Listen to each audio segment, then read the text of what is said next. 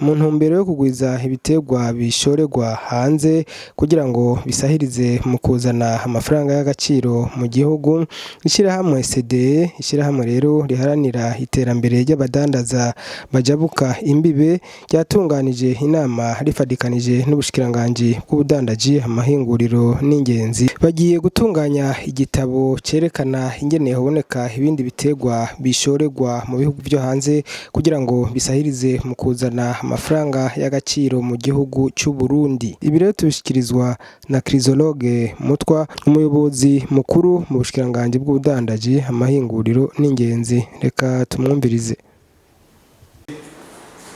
Uno munsi twatunganije igikorwa aho twari twatumiye abahinga batandukanye bavuye mu mice itandukanye kugira barabe yuko buduterera ivyimviro mu gitabo citwa stratégie de mise en œuvre de la politique commerciale. Iki ni igitabo kizoba ari ngenderwako cuko aho imbega twebwe urudandazwa tugomba yuko ruzogenda gute. Twebwe rero kuko ico gitabo ntikizoba ari igitabo kiraba ingene urudandazwa ruzogenda ubu gusa, mugabo no mu myaka iza.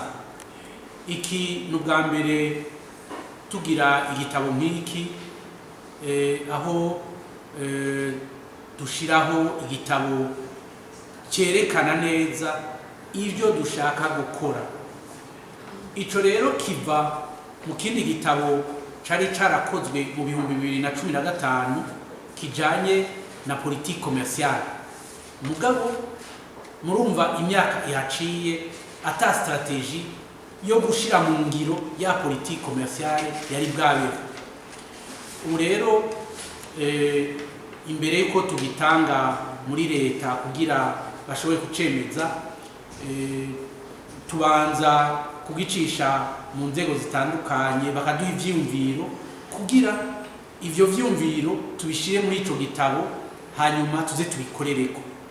Nkuko nababwiye muvise ko ari ubwa mbere kizoba kibaye igitabo nk'ico, kandi muri ico gitabo bimwe mu vyo dushimangira ko nuko tuzogira ico bita kuzana ibindi biterwa bishobora kugenda hanze, ntitwame muri vya biterwa gusa bavuga ati ikawa n'icayi gusa, mugabo turabe ingene tworungika no hanze ibindi biterwa atari ikawa n'icayi gusa.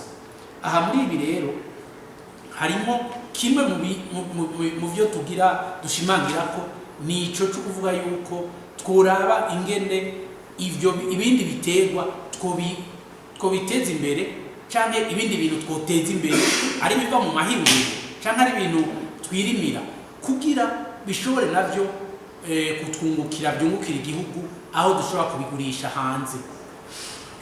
None ndo mugavuze mu ngiro hasabye iki kugira ngo dushobore mu ngiro? Oya, mwabonye uno munsi twatumiye abantu batandukanye kugira baduhe ivyumviro. Si ubwo bwa mbere hari abo twari twaratumiye mu kw'icumi na rimwe, ubu mubise ko nabone twatumiye uwundi muce.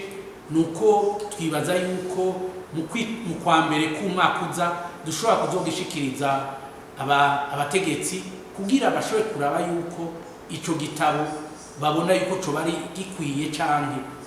Aha twebwe rero mu gutanga mu gusaba abantu batandukanye yuko baduha ivyumviro, nukugira tubishiremo bishobore kwerekana yuko babone abantu benshi bashoboka baduha ivyumviro kugira turabe ko twoteza imbere urudandazwa rwacu. Ni kugira nababwiye ni muri iki gitabo hari ico kuvuga kijanye n'amategeko. Aye si harimo ibintu vyinshi tubwirizwa guca dukora, harimo no guhindura amakuraba ingene twohinyanyura amategeko. Hari amategeko amwe usanga tudafise, usanga afise ibintu abuze, arico gituma rimwe na rimwe hari ibibazo biza vyaduka. Hanyuma sinico conyene, harimo no kuraba ingene two kongereza ibintu byo gushora hanze kugira twebwe ubutunzi bwacu bushobore kuduga. Biri muri iyo migambi rero ari naco gituma iki novuga iki gitabo gikomeye cyane.